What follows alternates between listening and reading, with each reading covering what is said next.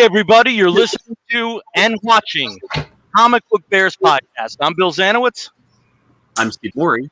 And we are your hairy, heavy homos that talk about comic books, but you don't have to be a hairy, heavy homo to listen in, or in this case, stream in. I'm a little less hairy this week, if you know, but, feeling good. And we are thrilled to have a special guest with us on the show tonight.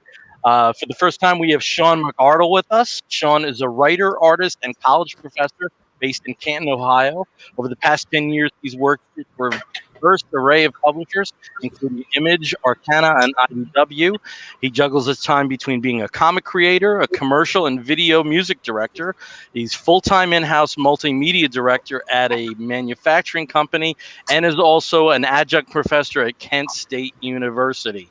He's here to talk about his project, The Fuhrer and the Tramp. And with Fuhrer and the Tramp, we'll have him provide his elevator pitch regarding it. But to cut to the chase, it's an alternative history graphic novel published by Source Point Press, which tells the story of Charlie Chaplin fighting Adolf Hitler and the Nazis while filming his 1940 film, The Great I almost said The Great Disaster. I'm so used to commanding. Great director. Great dictator. Jesus Christ. Well, though I blew your intro, I hope you're happy to join us here, Sean. Thanks for having me on, Bill. Our pleasure. Now, I'm going to assume that you're given age, wouldn't be too far removed from being a child of the 80s. And what we do on this show is we're basically like Lover Boy, and we start from the start. So the first question we always have for people is, how did you first get into comic books? My bribery from my mom. Oh, cool. So I vividly remember it. I was pre-kindergarten, and I don't know what I did right, or but my mom gave me one of those. Remember, you used to get like the 3 packs of comics with 3 issues. Yes. And I remember vividly. It was an issue of Batman. It was an issue of Action Comics, and it was an issue of Captain America. And she didn't give me the whole pack. What she did was she just gave me one. So the first one I got was Action Comics. And then she hid the other ones up in her closet, but unknown to her, I knew where those were, and so I was always getting up and getting them and reading them and stuff. And eventually, I was a good enough boy that I got the other 2, and that's where it started. So, and you have to remember, if this was like 79, 80, so Superman the movie was just coming out, and I remember vividly like cutting it out of the newspaper and gluing it into like a sketchbook, the ads for the movie, and my dad taking me to see Superman 2. I was trying to figure out which did I see first. Was it Empire or Superman 2 at the theater? And it was the very first movie I think I ever saw in the theater was Empire Strikes Back. But I just remember sitting there waiting to see Darth Vader the entire time, and whispering to my babysitter when Darth Vader was going to be on the screen. Superman, though, I remember the entire movie, because then I would just repeat it ad nauseum to everybody that I would meet. I would tell them the entire story of Superman 2. I was like, wow, he has new powers. He can rip his ass off and throw it at people. That's amazing. Because I was 4. Okay, in regards to that shit. And in regards to being a comic creator, how did you get involved in the medium then? Well, I started immediately folding pieces of paper. I have a bunch of these old comics, folding them together and making my own characters and stuff. And they had dumb names like Laser Light and Electron. I don't know, just a bunch of sciencey names that I thought sounded cool at 10. So, and they all drove like Lamborghinis, of course. So I have all these dumb comics like that, and eventually, like I think around it really kind of peaked like right around 5th and 6th grade. I started to have my own allowance, and I could go out and actually buy comics. And every summer I was doing all kinds of goofy jobs, making money. And that's what I would do is I would use that to buy comics. And I remember getting my dad to drive me to the only comic book store around. It literally was. We were lucky enough in Canton to have like an exclusive comic book shop. And so I get him to drive me all the way into the downtown to go get to go pick up some books. So I'd have like $20, and I bought like all 4 of the Wolverine minis, the Frank Miller mini. And at that time, I remember even going in there one time, and it was like I could have bought the first issue of Dark Knight Returns, but remember, I'm like 10 at this time, or 9 or 10. Dark Knight Returns, I could have got the first issue of that. It was like $4 or whatever, or I could have got all 4 issues of Ambush Bug. So of course, I went with Ambush Bug. I regret nothing. But then it really, throughout my high school career, I was making comics, and that's what I wanted to do. And I went to Kent State University for art, and was doing painting. So I'm doing painting, like trying to do Alex Rossish kind of. Rossish, is that a word? Ross, like Alex Ross-esque. Okay, how about that? Alex Ross-esque kind of paintings and stuff. So this is around 95, whenever Marvels was just peaking, and not very good though. They were nowhere near good, but I was trying to do that. My professors they're all abstract painters, so anything that was figurative they looked down on. And finally one day my professor was like, "This isn't painting, this is illustration." I was like, "Thank you. What is illustration? Is there some difference? Is that a different class I could take? I'd rather take that, because I don't want to paint like splatters on the canvas." But so eventually I got into illustration. And I'm drawing comic books. And my professor's like, "What is this? Comic books? You don't draw comic books in this class." So we're looking at Norman Rockwell and Maxwell Parrish, and these great illustrators I still love. But that was the bend. That was where the trajectory was. Doing magazine covers and doing Rolling Stone had a bunch of painted illustrations and stuff inside it, and all magazines did. And then like photography really took off in like the late 90s, and so my portfolio was going that direction. And then I started talking to like actual illustrators that lived in Ohio. One was in Cincinnati, Christopher Payne. I drove 4 hours down to spend the day with him. Spent the whole day with him, watching him paint. It was amazing, but the whole time all he said is like, "Yeah, I don't have any work anymore. You should do something else. Do graphic design, because illustration's dead. Everything's photography now." And he was right. So I'm like, "God damn it! Like, what am I supposed to be doing?" So I ended up doing graphic design for like the next 20 years of my life. And then I'm like turning 40, and I'm 38 years old. I'm turning 40. I've been playing around in comics, doing stuff, but it's like, God damn it, I just want something that's mine. I just want to make that comic book I wanted to make whenever I was, 10, and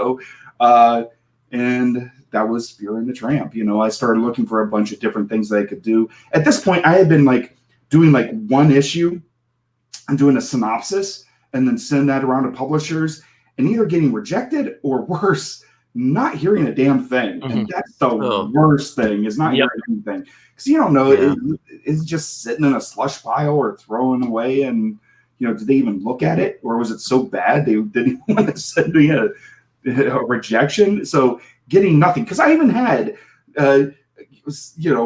addressed envelopes in there with stamps on it so they could easily send me a rejection letter. They didn't even do that.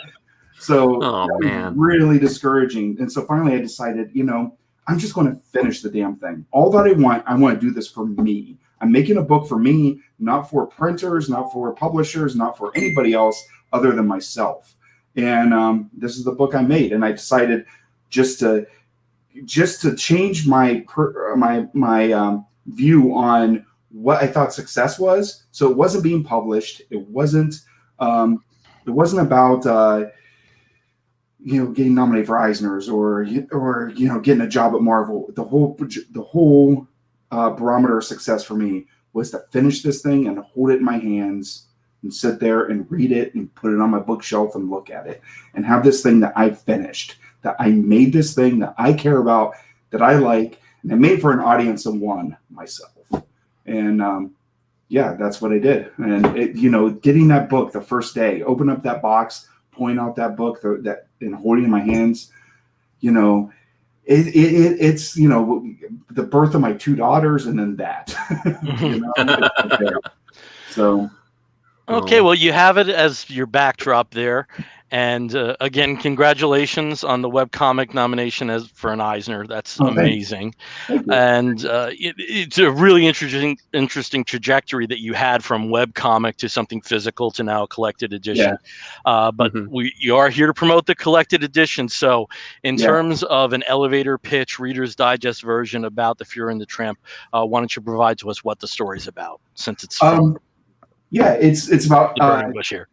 Yeah, it's about Charlie Chaplin fighting Adolf Hitler. It's about Chaplin is trying to make him the Great Dictator. If you've ever seen the movie The Great Dictator, it's a movie where he makes fun of Hitler, and Hitler is trying to sabotage the movie. So he ends up teaming up with 2 of FDR's secret agents, Hedy Lamarr and Errol Flynn. There's Hedy, and they help him finish the movie and punch a bunch of Nazis in the face. Like we should. Okay, I have a tendency to Bogart interviews, so I'm going to take the baton and give it over to Steve. Steve, take over, and whatever you have for Sean, please go ahead and ask away.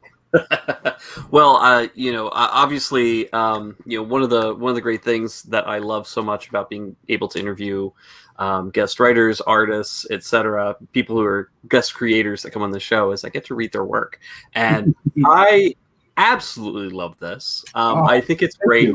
The character of Charlie Chaplin, because of course he's the center of this book. And just contrasting him with Hitler and contrasting him with the other main characters in the book, with Hedy and Errol and everybody he seems to encounter. Charlie is he is wild. I am a fan of old Hollywood through Karina Longworth. Okay. Oh yeah. Anything else? Whoa, yeah. So, you must remember this. I've listened to that whole podcast. Such a great podcast. Oh, it's wonderful, and I've learned so much from that. And I've gotten to appreciate a lot of these figures from the classic golden age of Hollywood. And Charlie Chaplin is one of those who's a very interesting person. Yeah. he's had a lot of things that make him kind of a problematic figure to some, but certainly. In this book, he's just a delight, and I really enjoy reading it. So, and you were talking about kind of like the process of getting into you wanted to create something, and this was what you were going to be creating. When you first started, was Charlie fleshed out in the same way that he ended up in the final product, or were you going to a different direction with him? Not at all. So I like to start mine with every project I start, I try to start with like a little teaser, like a little prologue. I talk about it in on my website. I talk about like the way I break down a story. And really, I kind of developed that for this book. I was working on it, and I finally wrote it down for myself first to guide myself. But what I do is, I think of it like as a James Bond movie. So you have James Bond. It starts with, you get everything that you need to know in 10 minutes. In the first 10 minutes, James Bond goes, he's banging a hot girl. He's skiing or doing something cool, and he's got gadgets, and he kills some bad guys, and he's on a secret mission. And but whenever you think that he's going to ski right off a cliff and die, then the Union Jack comes out, and dun dun dun, then the rest of the movie is just that. He's going to bang a hot girl. He's going to be doing cool stunts. He's going to drive cool cars. He's going to have gadgets, kill the bad guys, and dun dun dun. So that's how I want to write things. So I want to tease the audience, let them know this is the story in microcosm, and if you like that, you'll like it in macrocosm. You'll like it. It's like the smaller version of the bigger story. So I wrote that first part first, where the first 12 pages, he has Chaplin shenanigans. He goes in and tries to go to a premiere for Leni Riefenstahl's Olympia, and ends up getting chased around the movie theater, and ends up at the end of it, he ends up making Hitler look like an idiot. So that if you like that, that's what the rest of the thing was going to be like.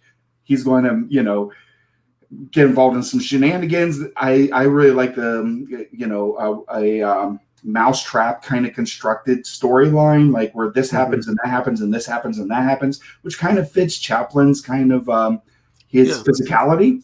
So so if you like all that stuff and you like Hitler looking stupid, you'll like the rest of the book. So that's where it started. But then the more that I watched and rewatched and watched all of Chaplin's movies, and the more I read like his autobiographies and stuff, and listening to Karina's podcast, and just absorbing all of this, and then also trying to find my own personal way in, because what I realize is that these characters, they're just pieces of me.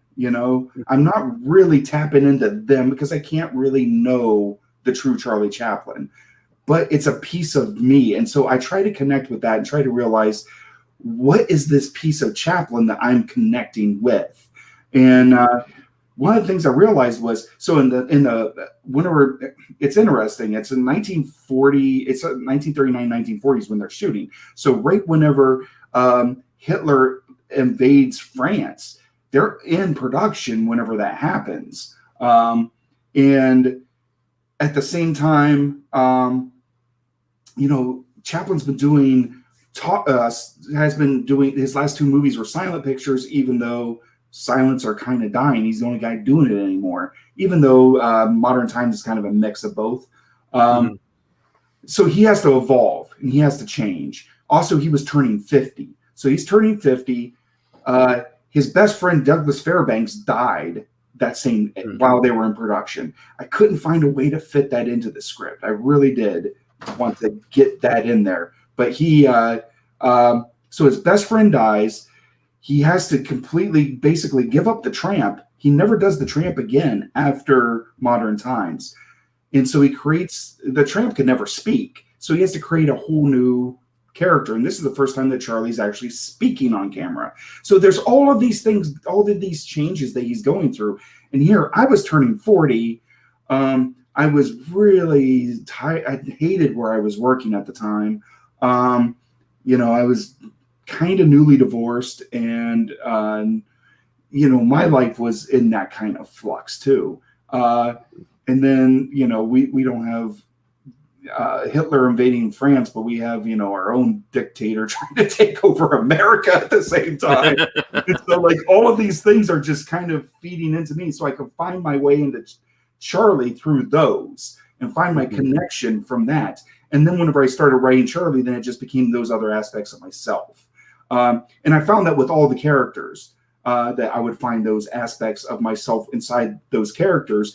But then there's points where the characters just started writing themselves, where I read Errol Flynn's books so much and watched so many of his movies, kind of got an idea who this guy was, but I also knew who he was in my story. So there's a part, there's a part with mimosas, and that was my favorite thing I ever wrote, because it's God damn it, I didn't even write that thing. It just wrote itself, and I'm laughing at it. Because, where did this come from? I must have just found this somewhere, because I didn't write this. But it's Errol was telling his own story. And then some of the things I found with Errol and ways to take the character that I had created of Errol, but also it's kind of like things that I would see, that I would intuit and try to see between the lines of things that he wrote, which may or may not be there. But I was absorbing it, and I find this insecurity within him, and that he's kind of braggadocious, but at the same time, you can see a little bit of insecurity between the lines, or maybe I'm just making that up. But I decided to put that in there because it made him a more interesting character. And that path, and also with Hetty too, whenever I originally chose these characters, I was going with a Luke, Leia, and Han. I wanted that dynamic. So Errol's your Han, he's your scoundrel. He's the cool guy. And Charlie's just kind of the fuck up. Luke's not really a fuck up, but he's naive, and he's not, as awesome as Errol or as awesome as Han, but the really awesome one is Leia. She's the one that's like into the garbage chute, fly boys. She's the one that's taking charge and saving their asses. And so that became Hetty. She had that Leia forced her, which I also found in her in Ecstasy in Me, in her autobiography. Mm-hmm. I found a lot of that about her in that she was kind of like a prototype of Leia. She really was. I don't think that Lucas was influenced by that at all, but she definitely was. She was this, and I think that's why she didn't have the career that she had, is because nobody knew what to do with her in 1940. She was too awesome. Yeah. So. And I think that's something that it's funny that you should mention Hedy Lamarr, because she really is like the, where Errol talks a big game about all of his swashbuckling exploits that may or may not be real. Yeah. And they're probably real, but they're probably real. but you don't have to like constantly talk about how great they were and how amazing. Yeah, exactly. But Hedy has that kind of quiet strength that, if she did let something drop, 100% that, that happened. And she's probably not telling you the whole story. Right. And I really did like her in, in that dynamic of the three of them. It is very Princess Leia. And it's that sort of, I'm going to get this done. Mm-hmm. You two can just talk about your stuff. Like Charlie, you can go off and blab about what you were talking, the whatever you're doing with the movies and whatever you're observing and like, and then Errol can just kind of talk about how awesome he is. I'm just going to go over here, devise a plan and get save our asses or figure out what to do. Like, I mean, that's kind of what I picture Hedy Lamarr to be. If Hedy Lamarr, if we knew a lot more about some other things that maybe she did do, and she didn't write about, it's possible. Like you could see Hedy, somewhere as like some super spy, just sort of like, there's a reason why I'm a nuclear physicist. Like, yeah, I actually did put the finishing touches in the Manhattan Project. Like that was me, yeah, I mean, just the characters are just so much fun to follow in this, and it's great. I always do get really interested to see how. When you're starting out the outline, you kind of know as an author, as a creator, where you want this to go, but how those characters evolve and change from, the original ideas, like I'm going to make, person 1, 2, and 3, and they're going to be kind of like this, to the final product is just, it's just a wonderful journey. To read as a reader. It was a wonderful journey for me too, to discover these and to surprise myself whenever the characters do certain things. And it's some of the best moments. Maybe it's just to me, but to me, it was some of the best moments in the book where the characters surprised me. But at the same time, it's not surprising because I look at it as like, no, that's exactly who that character is. That's exactly what they would do in this set of circumstances. If they're in a dire straits, Errol's going to find some way to make it a party. That's, he's not going to try to save him. Hetty's going to be the one saving him. Errol's just going to try to have fun for those last couple minutes that he's on Earth, and Charlie's just going to freak out the entire time. Charlie's going to turn into Kermit from the Muppets and just that's what he is. He is. It is kind of a Fozzie, Piggy, and Kermit. I never thought Fozzie was that cool, but I guess he is. He kind of is. He is a bit of a savant, He seems like a complete and utter idiot, but somehow he manages to get a lot of stuff done.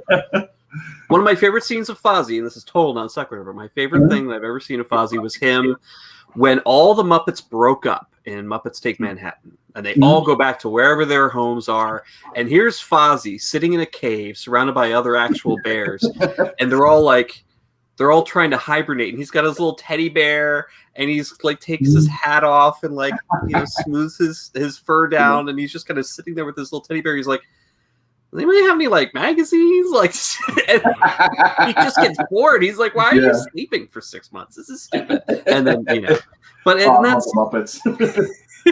There's a lot of Muppets influences in the stuff I make too, so you're not too far off base. That's awesome. That's awesome. I'm going to throw it back at Bill right now. I've got a couple more questions, but I'm going to throw it at Bill, see if he's got something he wants to throw in. Okay. pre-Karina Longworth, I'll have to say. I was definitely interested in that world. You go around the corner here and you'll see an entire wall of lobby cards. Nice. Yeah. And I really like to echo what Steve said, phenomenal work. I absolutely love this book. Absolutely love this book. And I love the characters that you chose in terms of Hedy Lamarr and Errol Flynn. For people who don't know, they had some very strange real life alignments with Germany during that time period. And there's other I don't want to give too much away about a particular league that forms, but there's let people get surprised by that. But I really appreciated a lot of the things that you threw in there along those lines. And you just mentioned about Douglas Fairbanks and you not being able to work that in, and the backstory of the formation of United Artists, and effectively indie rock from people you would not have expected indie rock from, in terms of the film landscape with the institution of that company. Were there things that you tried, apart from Fairbanks, tried to work in that just whether it would have overloaded it or you just couldn't find the right alignment? Fairbanks was a good one, but what it became a deeper meaning to me to know that this was going on in Charlie's life while all this other stuff was happening. And so it kind of informed, it's like if you like, I also direct, and so whenever I talk to actors, I'll give them like a secret or something. Here's something that the audience doesn't know, nobody else knows, but you know. And this informs the way that you act in this scene. I think I stole that from Hitchcock. So that's what the Fairbanks thing became, because every time I try to put it in, it kind of makes the story stop. Story stops. Douglas Fairbanks is on his deathbed. Charlie goes and visits him. There isn't like too many things, It just slowed the story down. So that was a huge one. What else was there? I don't know. I kind of just threw it all at the wall then after that, I really, pieces just started coming together and it got bigger than I thought. I always had a problem with the second act before. You get lost. I know, like every story I write, I know how it ends. I know how it begins. Getting lost in the weeds of the second act, that's tricky. But, I started really breaking down like Raiders of the Lost Ark. That informed a lot of it, and realized, like whenever I first wrote it, basically what I'm doing is like Indy's there at the college. They show him the Bible with the Ark of the Covenant and that lithograph. And then, cut to plane flying to Egypt, and he pulls the Ark out of the pulls the Ark out of the, out of the Well of Souls or whatever. He just like immediately finds it. I wouldn't put my characters on this journey and path.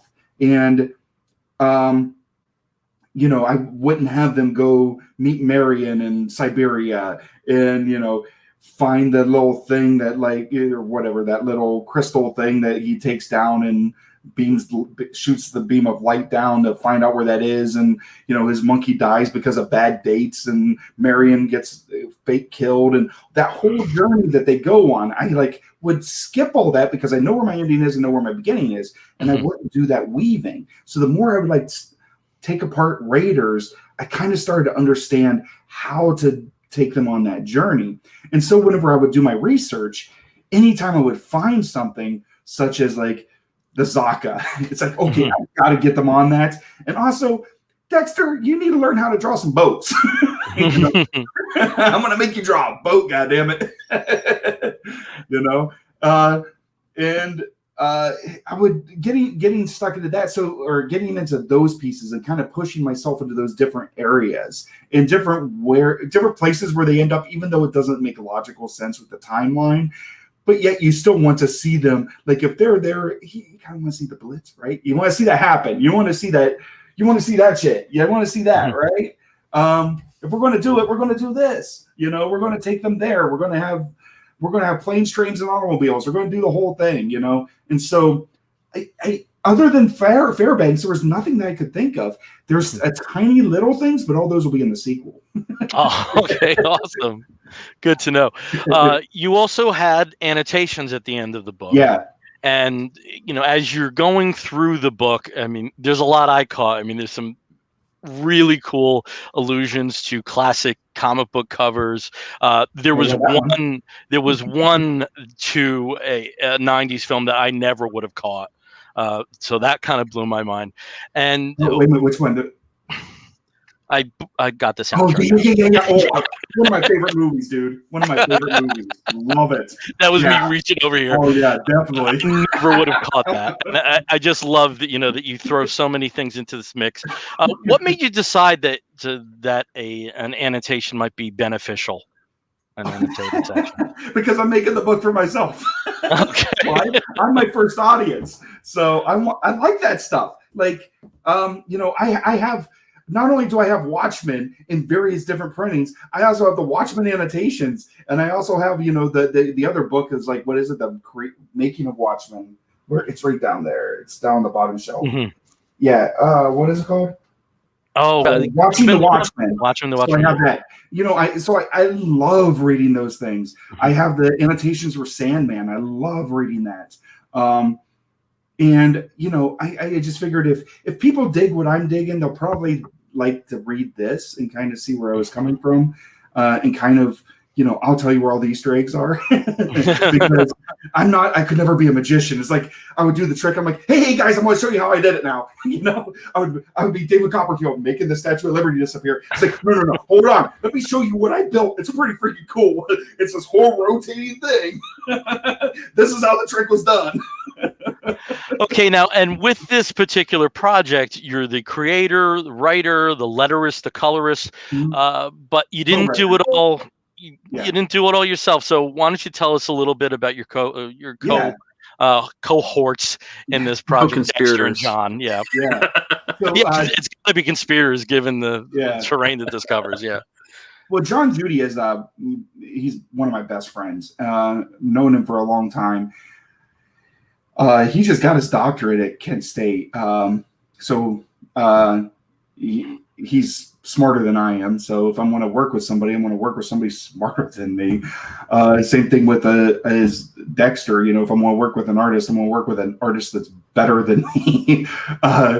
So I can kind of, draft on there, follow along and kind of, hopefully I'm helping them become better too. That's the collaborative process.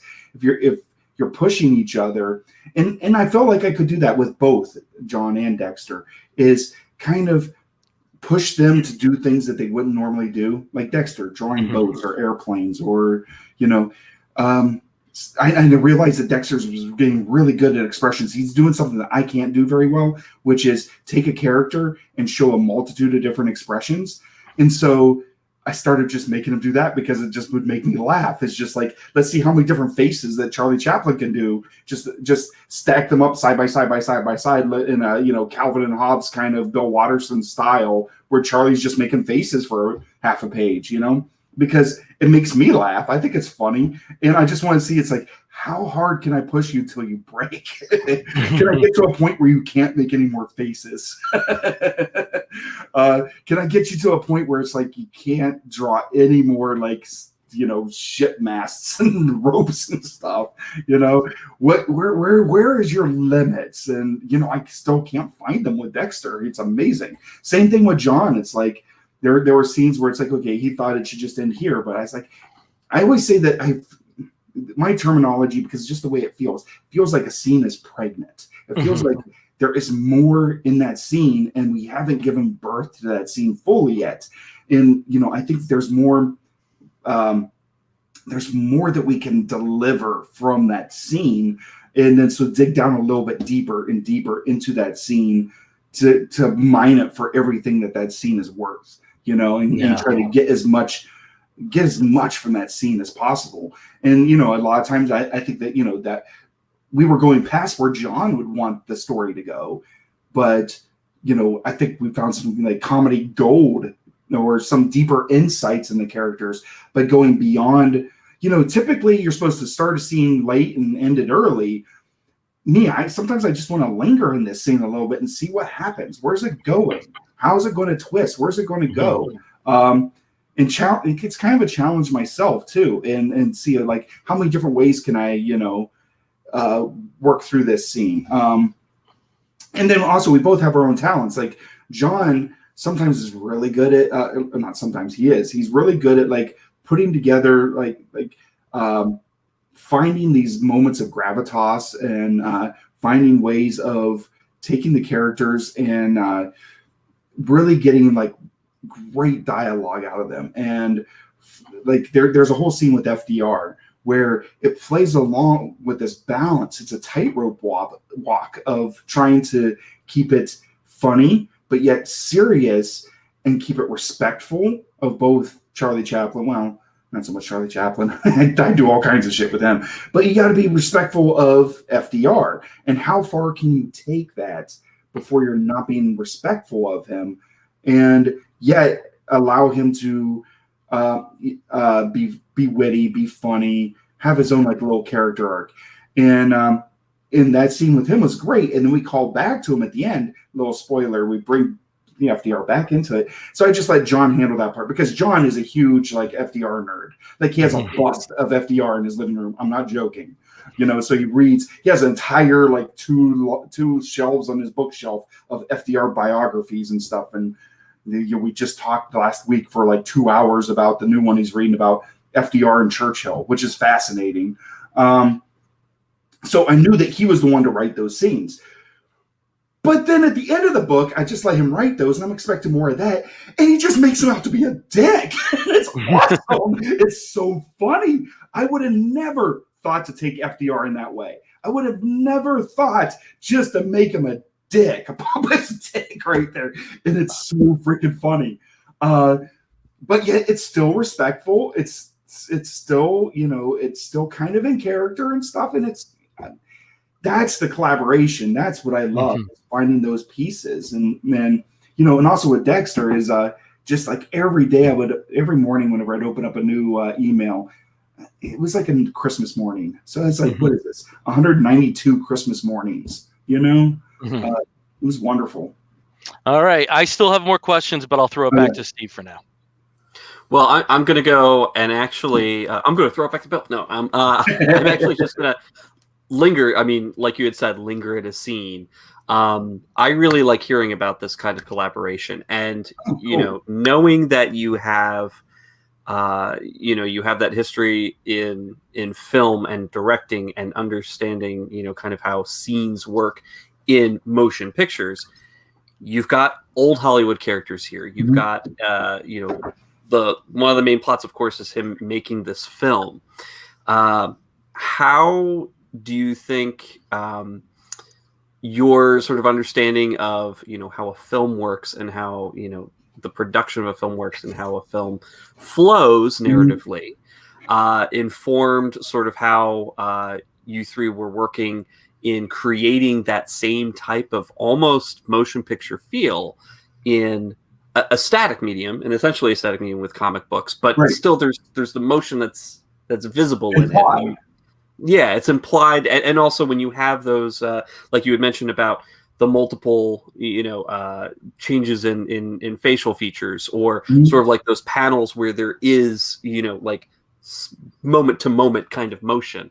It becomes a little bit more, more dynamic and motion. Like how do you think that sort of film, understanding sort of informed your? It does quite a bit, but a big part of it is.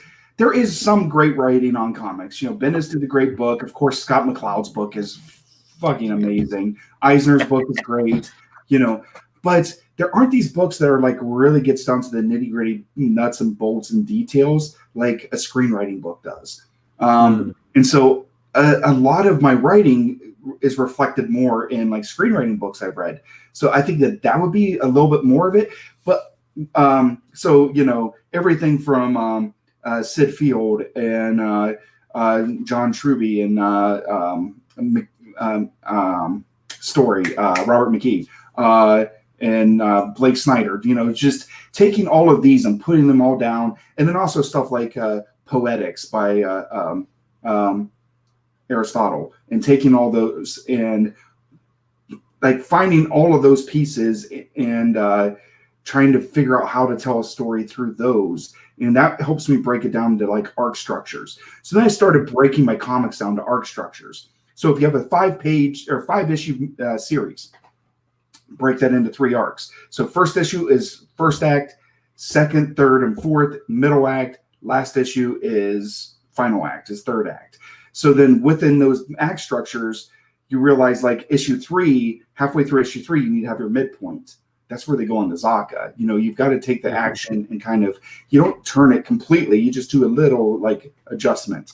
And then also through each issue, break each issue down into 3 acts. So issue 1 has 3 acts so I say like pages 1 through 5 is act 1, pages 6 through 18 is act 2, and 18 to 24 is act 3. And then break down each act to each act.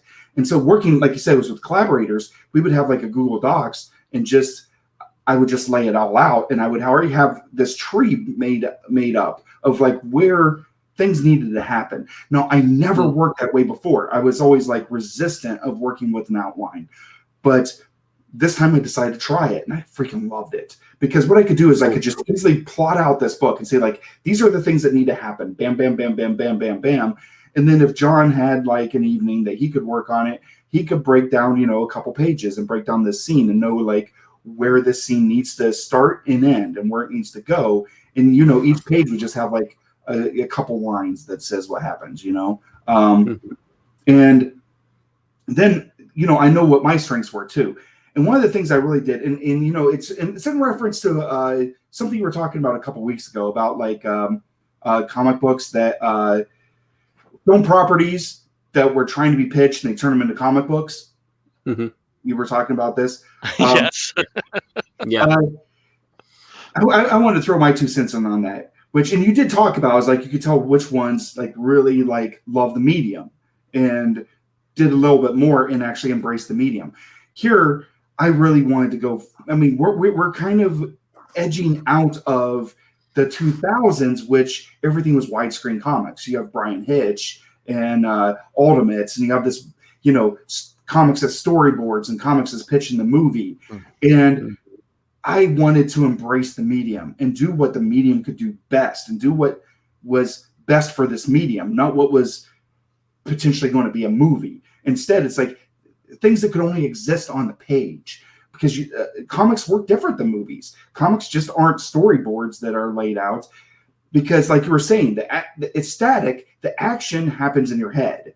So in the head of the audience. So I would liken it to a dance. It's like you as a creator, you're dancing with the audience.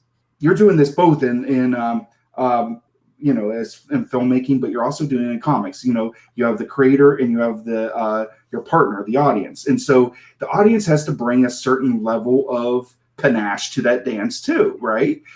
In movies, they have to bring a less, because, the director and the filmmaking is doing all the work, and it's such a pervasive forward momentum and such a great illusion of 24 frames a second flashing in front of your eyes and seeing this persistence of vision, that creating this story, it just is going to happen whether you're wanting it to or not. It's just going to happen in front of your eyes. Whereas a comic, you have to deliberately sit there and you don't realize what you're doing, but you are recreating the story in your mind. You are recreating. So it's a different kind of dance. You are guiding them, but they've got to bring in their own dance moves and put the things together and assemble it in their own head. And playing with that and realizing I was doing that, but also remembering that I am my first audience, so I'm trying to make this thing work the best way for me and see how far I can push this medium in my own way. I'm not like hitting any kind of fucking Watchmen level or, Neil Gaiman level, but, how far can I take a book about Charlie Chaplin punching Hitler in the face? How far can I take that and turn it into like look at the storytelling and look at the way that you can communicate a story through pictures, down to like, using the margins. There's a whole part at the end where like I could not get the pages to line up the same way you would in a film. In a film, you can cross-cut. You can't really do that in comics without breaking the tempo and the forward momentum.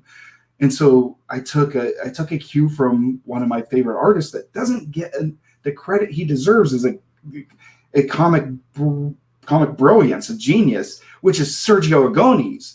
So magazine, Sergio Aragonés would like make these little stories, these one-panel stories in all the margins. That was my freaking favorite thing to look at as a kid.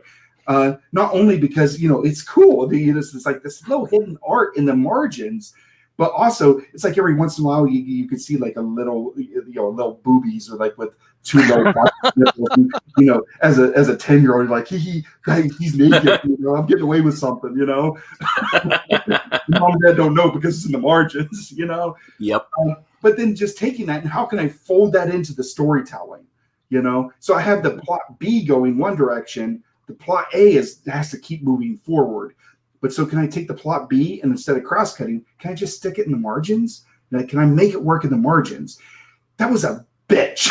That was freaking hard. And I think I did okay. I didn't do Sergio Aragonés level of brilliance, but it was fun. It was freaking fun. It was a lot of fun. So that's cool. Kept me entertained. Kept me from not wanting to blow my brains out while, reading a Trump tweet. It's like, okay, I'm turning off Twitter and I'm just going to figure out how to make these, make Errol Flynn punch a Nazi in the face and make it look cool in the margins. That is awesome. Yeah, it kept me sane for 4 years. Wow. Well, when I say sane, relatively. Yeah, the relative sane version you needed. Yeah. I mean, there was a lot to work. There wasn't that much work to begin with, But awesome.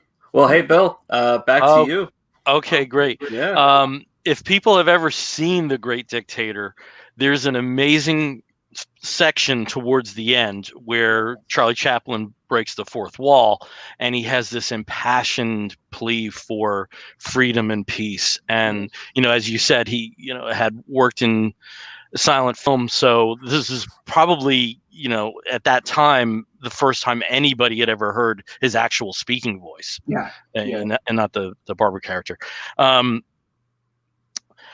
And there's a real strange intimacy to that when you watch it. It's a very unique experience. It's unlike other fourth wall breakage. There's something to it, and we have that as part of the storyline. And was that something you always intended? Because that, I mean, I have to say, like, I finished this book in sections and I was wiping tears.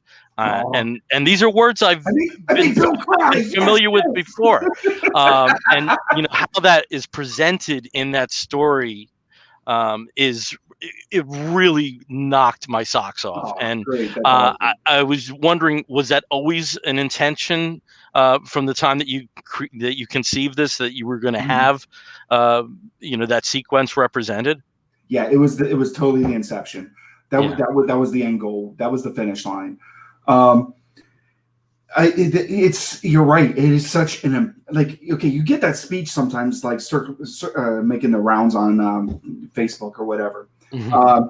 But to see it in context and to understand the context of the day and who Chaplin was, there was never a movie star or human being. There was never a hominid on this fucking planet that was to the level of Charlie Chaplin in 1940. And we can't understand that now. Yeah. Because you get through the silent era, and at that point, Chaplin becomes the biggest star on the fucking planet. Like, there is no number two. It's the Tramp character was so pervasive and still is, that it was so understandable and so relatable without language, and crossed language barriers because it was just visual. You could just easily throw in new title cards and change out the language. But also on top of that, that was one of the reasons that, you know, silent films were able to cross national borders so easily. You wouldn't have to translate them. Mm-hmm. But Chaplin himself, it's like him and Buster Keaton kind of had a thing back and forth, is how few of those title cards do we need? You know, how much can we just tell the story visually? And Chaplin was so just recognizable and so known by the entire world. You have to understand who he was too. He's playing the Tramp. And so the Tramp is a character that's standing up toward authority. He's standing up and thumbing his nose at authority. And so you look the world over, that's one reason that he is, that has a universal story, is, you know, the poor looking up and seeing, you know, how they're being stepped on by those that are privileged and rich, and, you know, those with means and those that do not, and how Chaplin could just like encourage them and was such an advocate of the worker in all of his stories and everything he did, the common man. And then so that's where he's at in 1940. He still has that kind of presence. And so he makes his first talking movie, and you go through the entire thing. There's a bunch of fun stuff. There's funny stuff. There's the whole thing with the earth bouncing around like a balloon. That's great. There's, you know, the bomb chasing him around. He's doing all the typical Chaplin shenanigans and stuff. Funny stuff. Then he gets to the end of the movie and he's like, he's got the world's attention in 1940. And he breaks, like you said, he breaks the fourth wall, and he speaks to the audience as Charlie Chaplin, not as the barber, not as the Tramp, not as Hinkle. He just breaks the fourth wall at this point, talks directly to the audience, and says, don't do this. Men, do not allow yourself to be made as machines. You are not machines. You do not have to listen to these people that are enslaving you. He is talking to the common man. He's talking to the soldiers. He's talking to the average Nazi soldier and the average Japanese soldier, and telling them, you don't have to listen to these people. You don't have to listen. He is the biggest person on this planet at that time. And that's the message he's delivering to everyone, is don't listen to these people.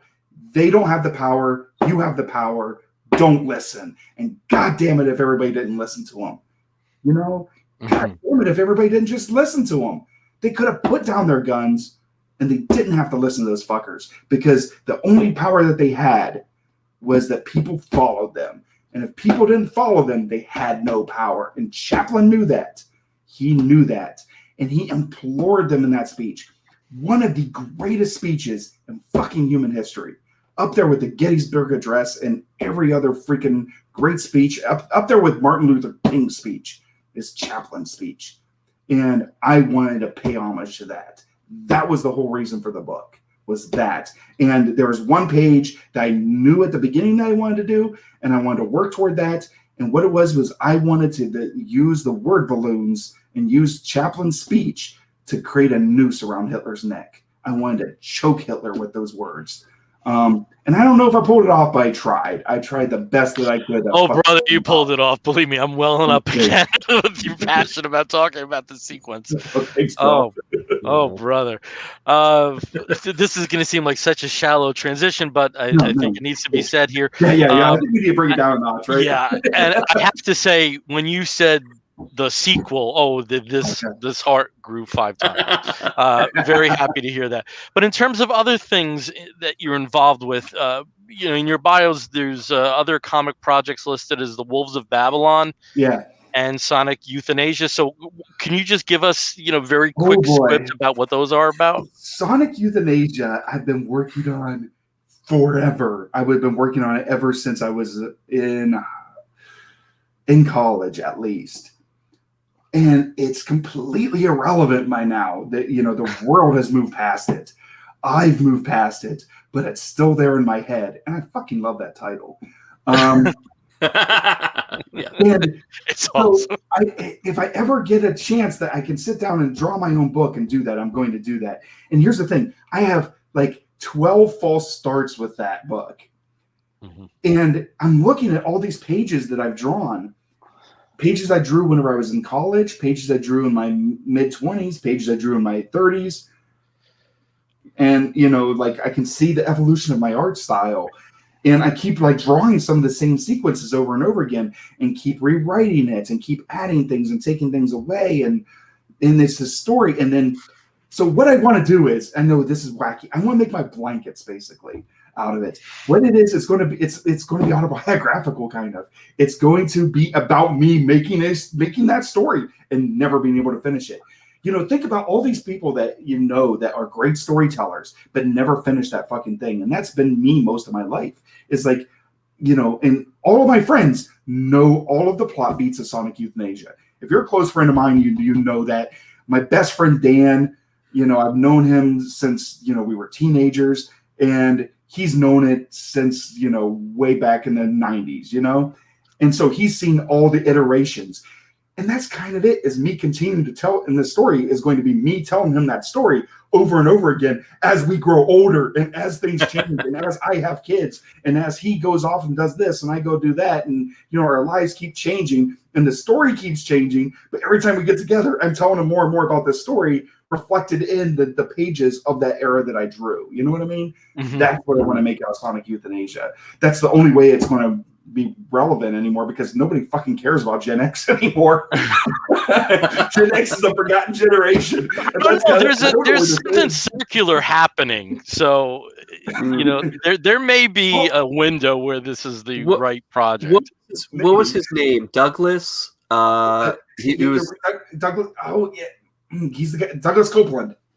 Douglas Copeland was like the voice of Gen X, and like he was the arbiter of what was Gen X, in the 90s especially. Yeah. But yeah, that would be something kind of like an anti-Douglas Copeland mirror type thing. Would be really interesting to see, because I read some of that, because I guess technically I'm 1980, so I guess I'm like ass end of Gen X and like pre-millennial whatever. So so I, of course, had to read some of his stuff. Yeah, and it's interesting. It's an interesting image, and I, seeing that kind of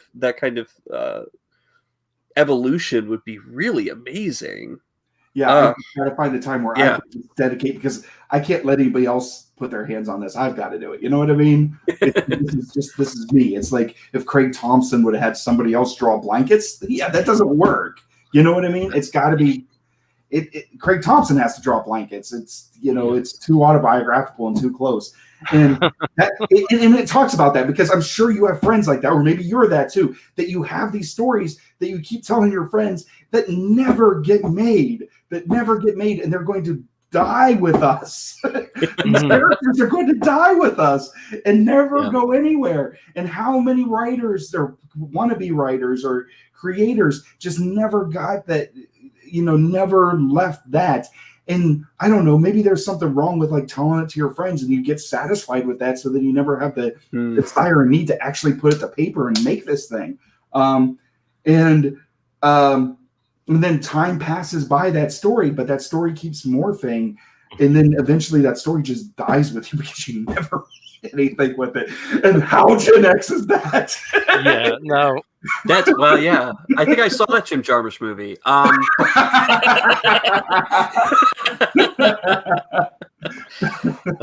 No, that's awesome. Then get to work. Get this out. I know, right? The world has to know about the next Nirvanas. That's what I'm doing. All those bomb groups. Yeah. That's what I'm going to do in my 50s. Once my kids are like, when I turn 50, Megan's going to be, 18, going to college. So now I can sit back and stop paying child support and write my funny book.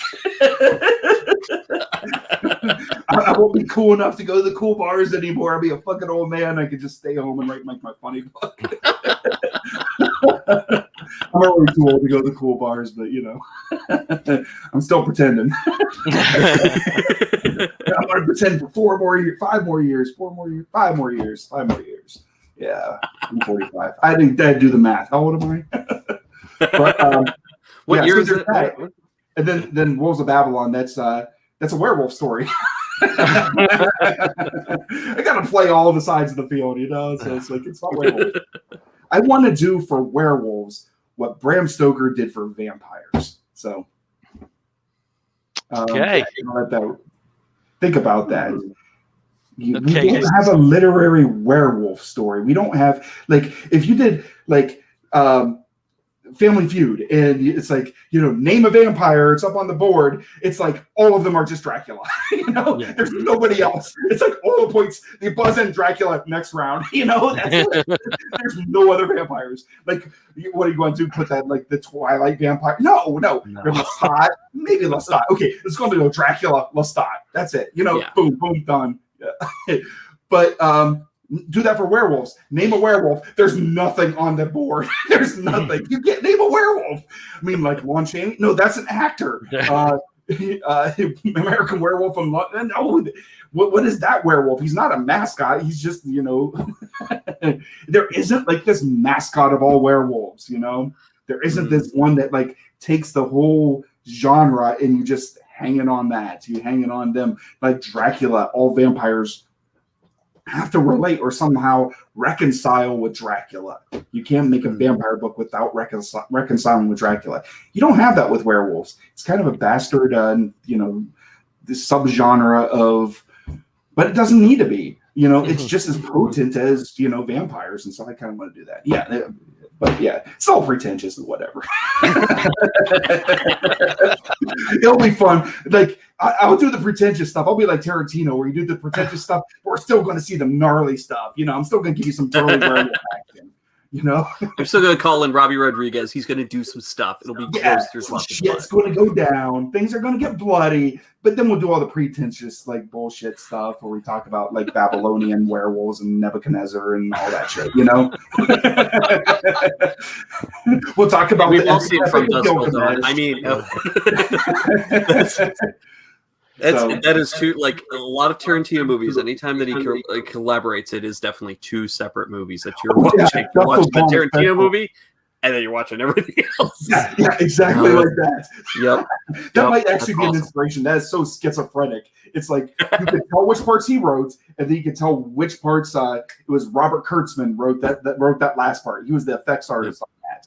And you could tell it's like they get to the titty twister, and bam, it's not a Tarantino movie anymore. Eyeballs are popping out of heads and going to rockets. Heads exploding. It's like it just goes bonkers. It's like Reservoir Dogs, and then all of a sudden it just goes fucking Looney Tunes bonkers. All right, Sean. Well, thank you so much for giving us all the background about Fuhrer and the Tramp. If people want to check some elements of it out on the interwebs, where would they go? Usually you can go to Facebook.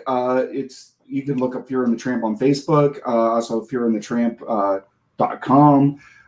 It's going to be released as a trade paperback June 28th. It is right now in previews. The order code is APR 21-1923. So if you have never figured out how previews codes work, here's how they work. APR means April. The 21 means this year. So April 21, and then the 1923, it's just 1923. That one. It was, the sequential code of whatever And I have to say, I really dug your Facebook address of Adolf and Charlie. You wouldn't let me do Fuhrer. Facebook okay. Flagged. That's why you use the word Fuhrer. It's like you can show all kinds of crazy shit, and you can just fucking have a QAnon shit on Facebook, and you can like have literal Nazis on Facebook, but I can't call it the Fuhrer and the Tramp. Well, yeah. Whatever. I don't get it. So I had to call it Adolf and Charlie. Adolf and Charlie. Yeah.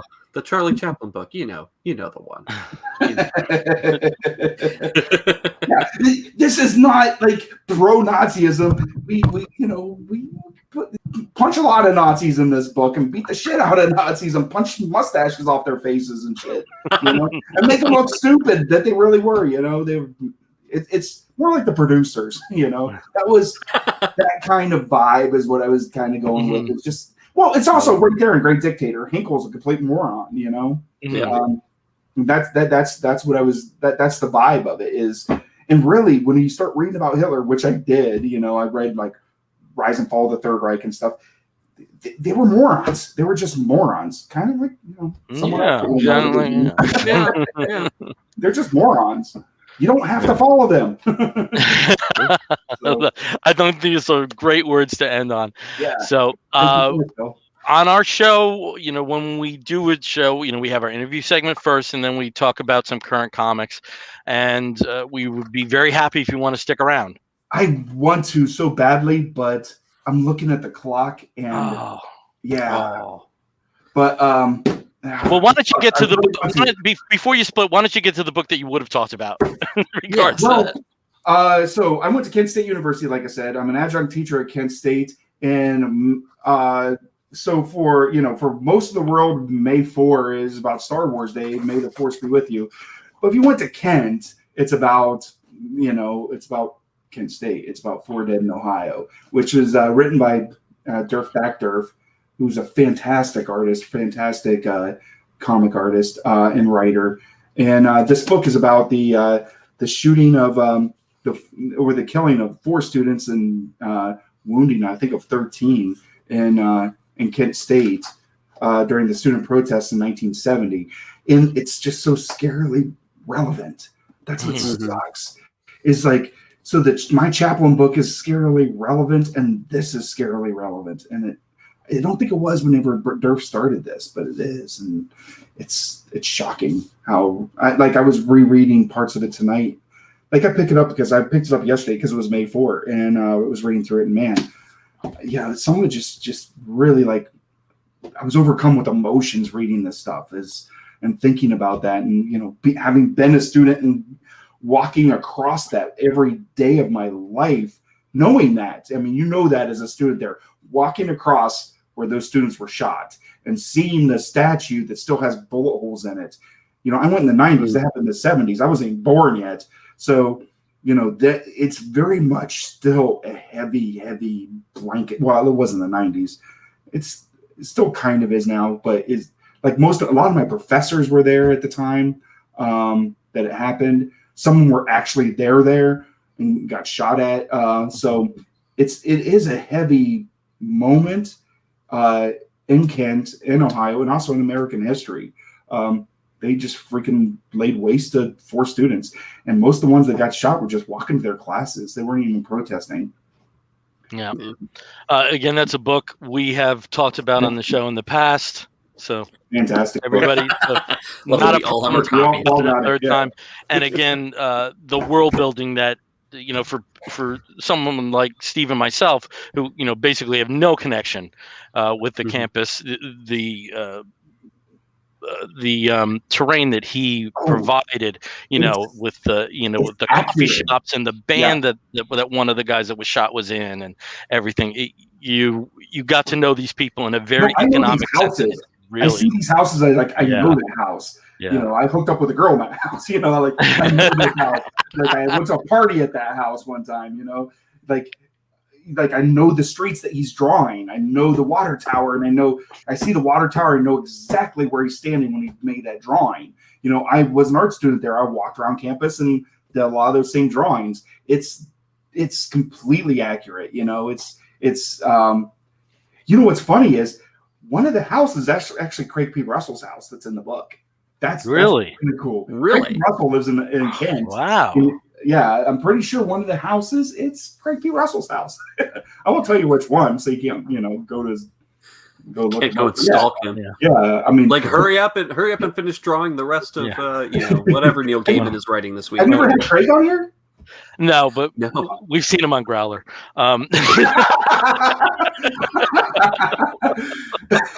Craig's you have. He is so great. Yeah, no, I'd love to have him on. I mean, just the through line from Killraven and Doctor Strange, and then the it's actually in a pile over there. I just got the Magic Flute from the 80s when he started doing those adaptations of the operas. Those are so great. So great. Yeah, really good stuff. Well, we also know you have a trip coming up, so safe travels. That's why I have to take off. Yeah. But Sean, we've loved having you on. I want to be friends with you. I'll be honest, because this is your passion for this. It makes me want to reread what I just read. I mean, and nice. And I'm certain there's bits and pieces that I didn't catch the first time around. So best of luck with the paperback release. us. Thank you. We'll have links up. And are there any other points of contact that people should know if they want to get in touch with you? It's basically Facebook. I'm more of a Facebook guy. Like Right, I got off Twitter through the Trump stuff, and I barely ever got on Twitter all anyway. toxic, It's so toxic. Facebook, Instagram. That's typically it. All right, great. You find my email. It's really easy to figure out Kent State emails. It's just s@kent.edu. Yeah. I've had that email since 1994. Whenever I became a student. Oh god. I think it's longer than most people have had email. No, you should. Yeah. Keep your .edus. I knew that at the time. Keep your .edu account. If your college doesn't get rid of it, keep your .edu account. It comes in very useful to have a .edu account. I can tell you right now. I can tell you right now, a lot of colleges actually have started purging. Students that as soon as they matriculate a student, they're like, "Okay, you're done," and like delete everything. That sucks. So yeah, for some of those, probably because they've gotten wise. Yeah. But yeah, I never got rid of it. I knew it was going to be valuable. I won't tell you why it's valuable. You can figure that out on your own, Apple discounts. So discounts are good. But yeah, I'm sorry, I got to balance. I wish. No problem at all. Thank you for the time that you provided with us, and again, best of luck with everything coming up. Yeah, definitely. It was wonderful talking with you. Take care. Take care. Thank you so much. Take care. Bye. There we go. Awesome. That was so awesome. Oh god, that was such a good interview. We didn't do anything. We just let him talk. Oh my god, hearing him talk. Line up the talking point, and then there you go. God, it's hearing awesome, him like talking everything. about the breaking the fourth wall sequence from the film. Oh my god. Oh my god! I just want to. Seriously. Once we're done, I'm just going to check out. I mean, I saw the new, but I want to check everything out again.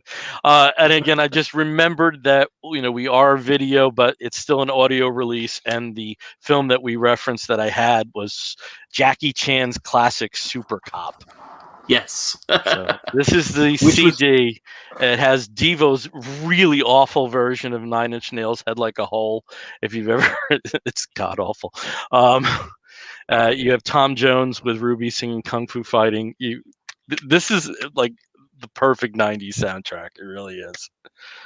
I remember when that came out, I was working at Blockbuster, and that was like an entire 2-wall sections just of Super Cop on DVD. It was wild. Yeah. Man. Well, I guess we still have some minutes over here, so maybe we can talk about some comics that we were reading. Yes. I was just gonna talk about one because okay. There's a lot. I would like to talk about 3, but they're all connected. Oh, cool. Yeah. Go ahead. Yeah. So go ahead. Sounds good. You start off as you always do there, son. I guess I will.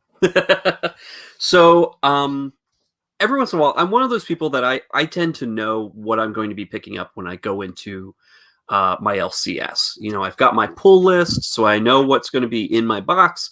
I look at the apps. The one that I use personally is Comic Shopper. It's really, really exciting name, but it gives you the next week's all the releases, so you can just create your own list, your own shopping list every week, and every Wednesday it repopulates. So I know what I'm going to be getting in my pull box. I know what I'm going to be looking for on the wall. But every once in a while, something surprises me. It just pops out. Judge that book by its cover, so to speak. And that happened to me this past week with this Helm Grey Castle #1, put out by Image/Top Cow. I had no idea what this book was. I've never even heard of it. Yeah, I hadn't read anything about it. This, I think, is this isn't the primary cover. I think this is I don't know, cover D or whatever it is, maybe C or D. But I just was intrigued by the fact that there's this huge shirtless dude with a mohawk, with a sword. I was like, looks cool. Maybe I'll go for that. And the very super like Conan-ish name Helm Greycastle. I just was like, okay, this is going to be kind of neat. And I picked it up. It's written by Henry Barajas and drawn by Brian Valenza. You've got also Ramat Handauko on pencils as well, and along there's a lot of people on here. What Helm Greycastle, after reading it, I did some research. This started as a Kickstarter. So issue number 1 was a Kickstarter last year, around November, December. It was funded, so it did come out for those original backers, issue number 1. And then it was picked up by Image for a 4-issue series.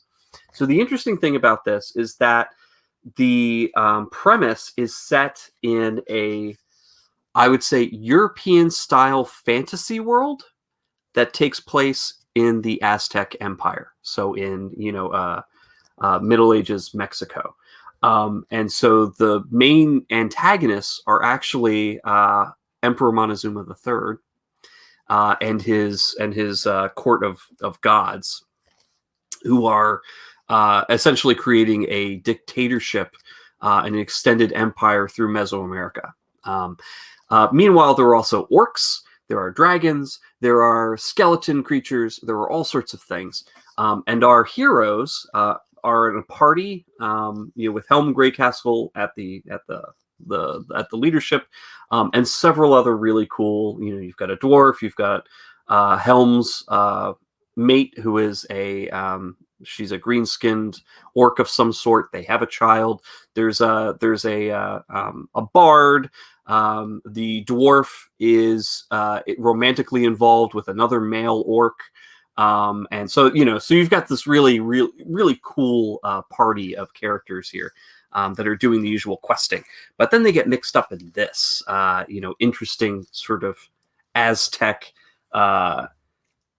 dictatorial march across Mesoamerica, and trying to rescue the last dragon prince, or a baby dragon. They get pulled into the intrigue between a rebel faction and the imperial faction. It's fantastic. It's a setting I haven't seen before. You don't really have a lot of these sort of fantasy things mixing with real historical Central and South American environments. So that was pretty cool. And also, if you are an RPG person, if you're a tabletop gamer, there is a complete campaign in here. Well, not a campaign, but a complete adventure called Sacred Armor that is fully mapped out for anybody who wants to GM a game set in this world of sort of an Aztec empire that beat the Spanish and kicked them back out to Europe. So very cool. Check it out. It's a 4-part series. So there'll be 3 more issues after this one. Check it out. Helm Greycastle. Okay, I'm looking at the clock, and I think I have to speed mine up a little bit. Sure. But I did move into the world of Black Hammer. I haven't gotten to Barbalian, and I'm still looking for that goddamn first issue of Visions. But I might have you on that. You have me. I might have you on that with Visions number 1. So.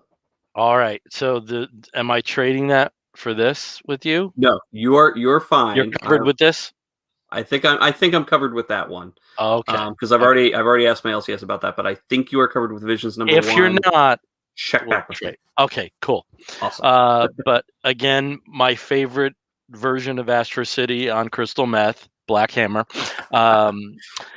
We did have the wrap up of Colonel Weird Cosmogog, and this one really blew me away. Again, this is written by Jeff Lemire, who's the creator and overseer of the entire universe, with some incredible art by Tyler Crook. And this is one thing I got to say, the use of whites throughout these miniseries, you don't really get it in the main Black Hammer series, but what we've seen in certain series like 45 and Dr. Star, there's just these, there seems to be a commonality of the use of white.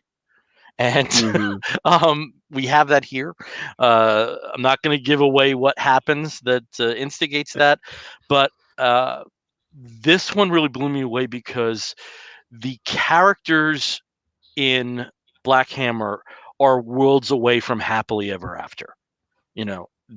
they're being tortured left and right in these storylines. And what we have with Colonel Weird is a resolution of his limitations. He understands that. He lets others take over decisions, and we actually have what could be the start of a happy ending with this series. We have a return of a character that I think we were all worried about a little bit. And in terms of stories that tie directly into Black Hammer, this one anchors that much more efficiently than some of the others have.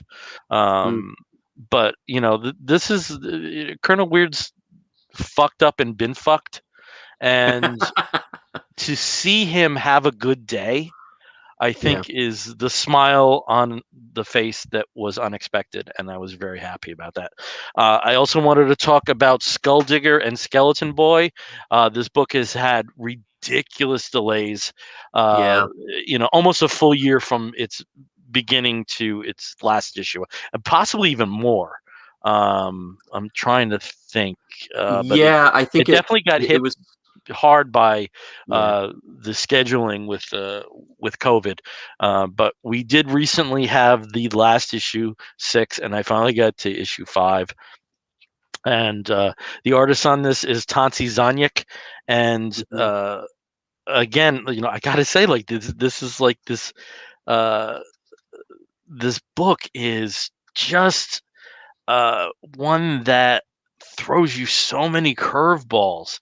We went in to think that this is the Punisher analog, but with a sidekick, and there's some elements that are far more Batman and Robin as we go through the series.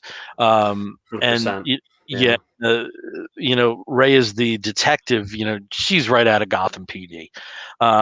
When you come to think of it, and what the basic storyline is she is Skeleton Boy, who's gone through some shit, is effectively kidnapped by the detective to get him away from this lifestyle, and that wasn't the wisest move because it puts him in a far more dangerous predicament than he was in the past. And throughout 5 and 6, we see that final storyline for where Skeleton Boy ends up. Not so much on the happy ever after scale as Cosmogod, but there is some resolution. And again, just this amazing use of whites throughout the Black Hammer series. This amazing panel here, just how his layouts flow. I mean, the art in this book is just fantastic, and so bold. Like the lines, and the colors when he chooses colors. Oh, yeah, and this sequence where Skeleton Boy has to make a decision, and then the decision itself is first in black.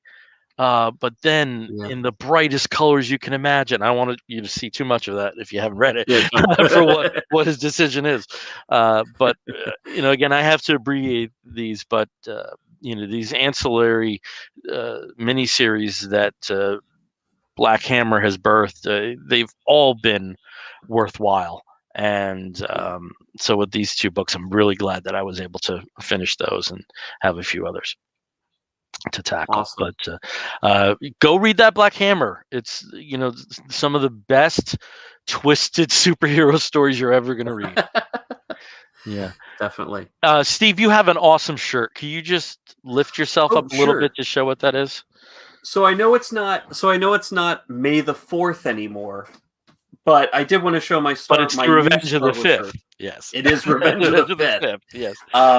But I got this wonderful shirt. This is from Woot, like so many of my shirt designs are. But it is an X-Wing Rainbow Pride, basically. So I will be wearing this probably a couple times in the future, maybe in June during Pride Month, probably, because it is a fantastic shirt, and I just love the colors and the design on it. So when to gush. What's your shirt? Oh, my shirt. This is an independent series by Tom Zahler called Love and Capes. It's been going on for some time. That's Crusader and Abby. One of the meaner more caustic descriptions of the series is what if Lois and Clark was good? Uh, yeah, Ooh. you know, Yeah, just I believe it's called Superman and Lois. it's yes, yes. There you go. But again, I think this is like probably like it started 15 years ago, and he's had numerous series that go through the various stages of Crusader and Abby's relationship. If you've never checked it out, it's really sweet, wonderful stories Awesome. that he has in those books. Yeah, and he's an accountant, which is I can see that. God, give the guy a break. He's gonna be superheroes and have a terrible civilian existence like that.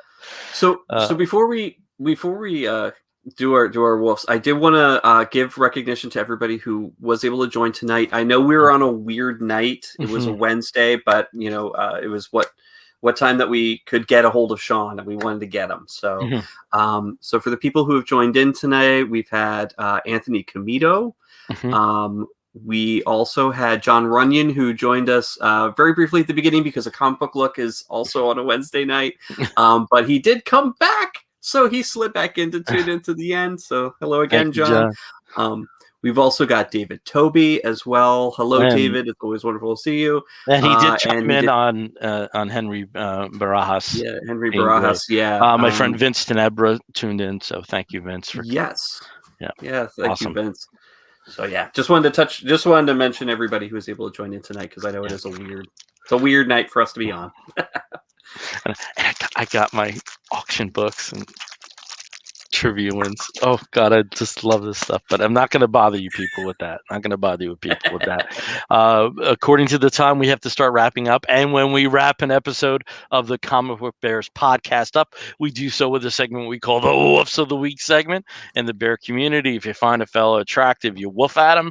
And we do something very similar here. This is where we signify something which may be a comic book, but it may also be a TV program or a film or a charitable initiative, anything under the sun that we think you, fair listener or viewer, may be interested in sampling. I'll start as I always do with Steve. Steve, what is your woof of the week?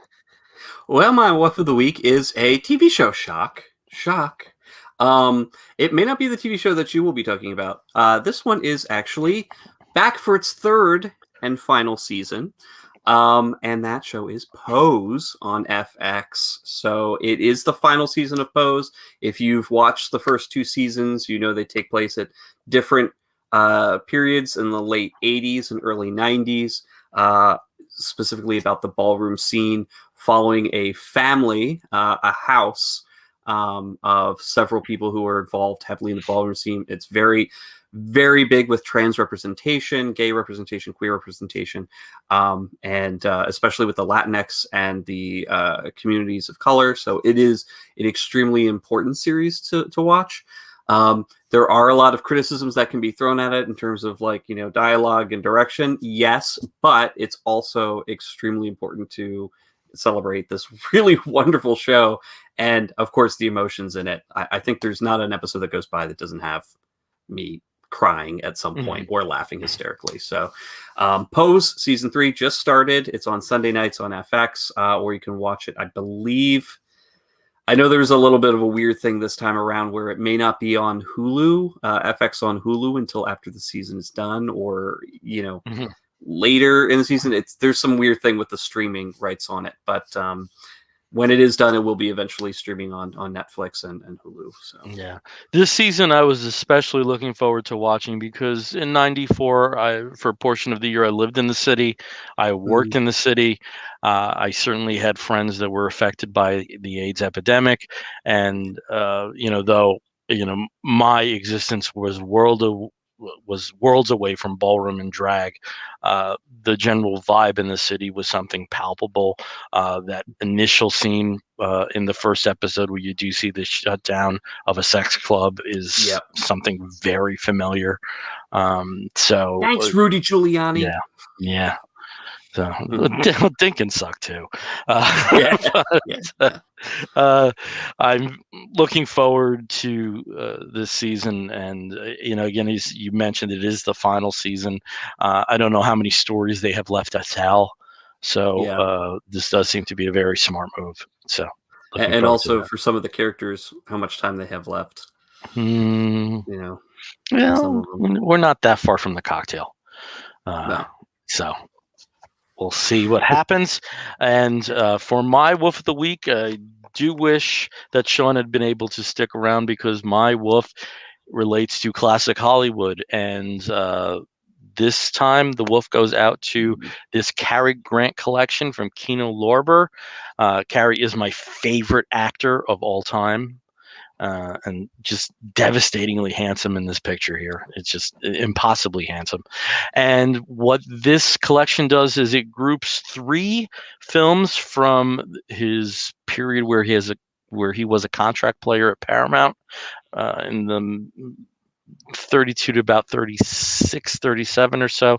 When people talk about classic films, very often they talk about the real marquee, the real, top-notch product that has survived the times and the reputations have been intact.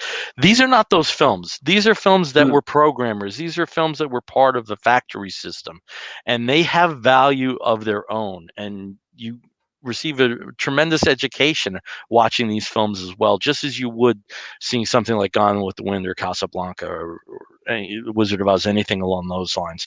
The 3 films here are Ladies Should Listen, Wedding Present, and Big Brown Eyes.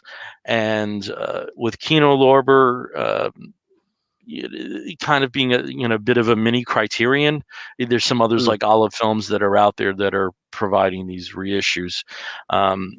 It's nice to see that, because not everything's going to garner a Criterion film release.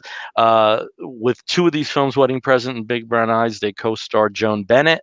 And for somebody like me who has been watching Dark Shadows on and on and on over the last few months, it's really entertaining seeing a younger version of her. They do have commentary tracks from film historians, which is awesome to see. And again, with these films, I never thought you would see them apart from possibly made on demand DVDs. So to see them treated with a bit more glamour, for lack of a better word, it is nice to see. And it's Kino Lorber, the licenses from Universal. History with basically Universal owns the own Paramount films, so that's all you need to know. But Kino Lorber has tons of sales, so be on the lookout for that kind of stuff. And you look at the rest of their catalog, there might be something that you would be interested in sampling. And that's my wolf. Cool. Yeah. Awesome. All right, let's wrap this one up. Again, we are the Comic Book Bears podcast. You can find us on the Twitter and the Tumblr and the Instagram as Comic Book Bears. You can find us on the Facebook as Comic Book Bears Podcast. You can listen to us through iTunes, through Stitcher Radio, and many of the other podcatching platforms. And if you want to write to us, please do so by sending an email to comicbookbears@gmail.com. And if you're watching us on YouTube, please subscribe to this channel. If you're watching us through the Facebook live stream, thank you very much for tuning in. I know it was a little bit of a shift moving to Wednesday for this particular week, but as you said, very happy. Oh, we got somebody else. John Mock came on, so thank you everybody who did tune in. Really appreciate that. And until next time, I'm Bill Zanowitz, and I'm Steve Morey. You're going to hear a wolf and an explosion. We'll be back real soon. Take care, everyone. Bye.